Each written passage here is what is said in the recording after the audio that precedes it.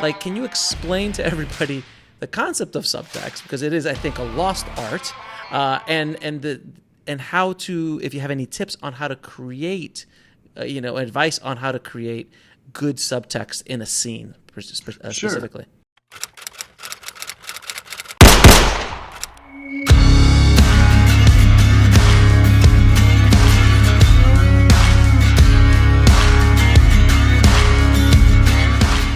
Wait, why do you think it's a lost art? Well, because we were just talking about it, samurai, like, hey, Johnny, it's like, I'm walking over there now, it's like I've seen so many bad movies, or I've read so many bad scripts that have that on the nose dialogue or on the nose, even action. It's just like there's no subtlety, there's no, there's no nuance into it. Like a look can say 1,000 words, but they write the 1,000 words, as opposed to putting, hey, she looked at him in this way. And that says all you need to know.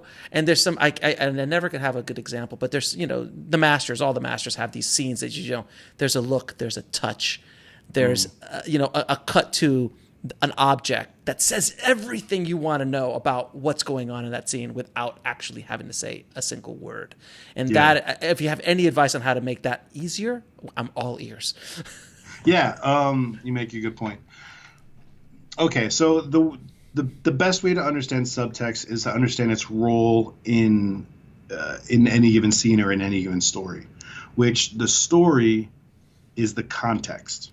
So you break it down into the 3 layers: the context, the subtext, and the text, right? Mm-hmm. So the context is the conflict that you're actually dealing with. It's the setting, and it's the scenario that the character is in.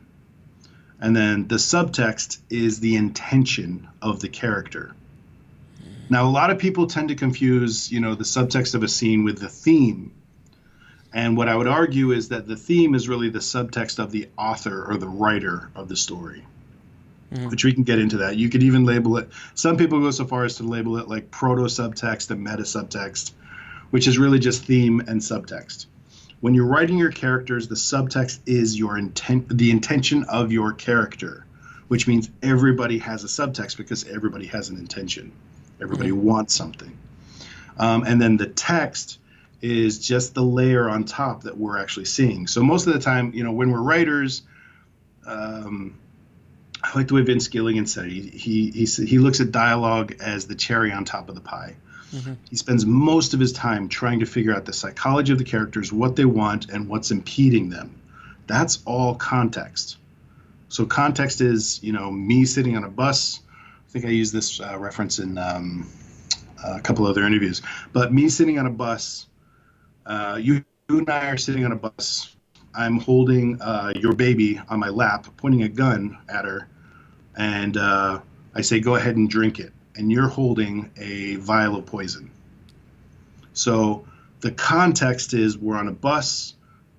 The power dynamic is I have a gun. I have something you care about deeply, and you have something that deeply threatens your life. That's all context. So the subtext is I want to threaten you, or I want to challenge you. So I say, go ahead and drink it.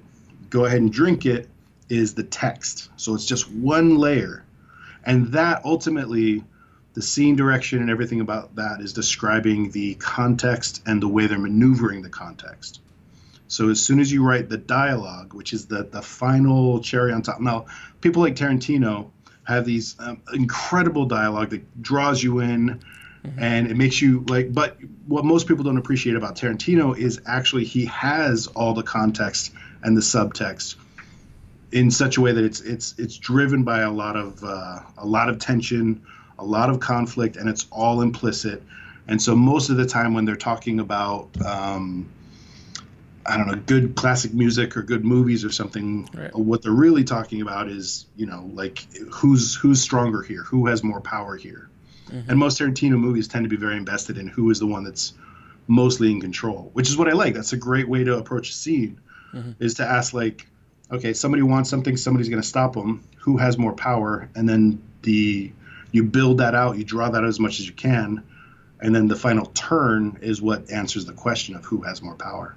So that's a great analogy, by the way. I was just thinking, like, again, I want to ask you if you feel that this is subtext, and I think it is, where, like, let's say there's two people talking about the day's events, and whatever they're talking about, which on the surface doesn't seem like it's really bothering anybody, but one of the let's say the wife is, or the husband actually is doing the dishes while the wife is talking to him, and as they're saying whatever they're saying, the husband starts getting upset but does not say a word, and all of a sudden he just starts scrubbing the pan so hard that he starts to bleed.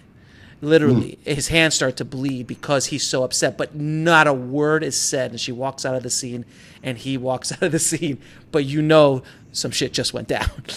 Is that a good example of subtext? Sure. Yeah. So let's break it down. What is the context of the scene? The scene is there. She's talking about the new job offer that she got, and her new boss, who's 25 and hunky. Okay, so great. So you just set up a scenario that he's feeling insecure about their relationship, maybe. Mm-hmm. Extremely insecure if he's bleeding.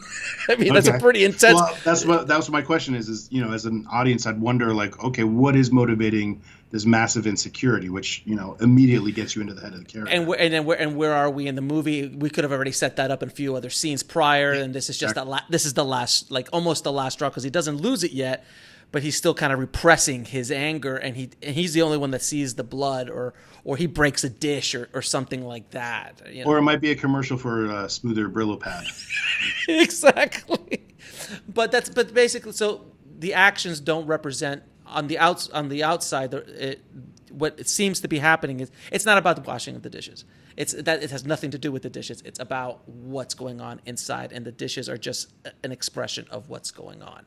And then if you want to add layers to the subtext, first of all, is the wife aware that it's making him jealous? Right. And if she is, what are the motives in her presenting it in such a way? Maybe she's taunting him. Maybe, that's when it becomes interesting, is this whole idea of, like, expanding people's motives to be more duplicitous. And, somebody that presents themselves as your best friend, can you really trust them? Right. Yeah, exactly.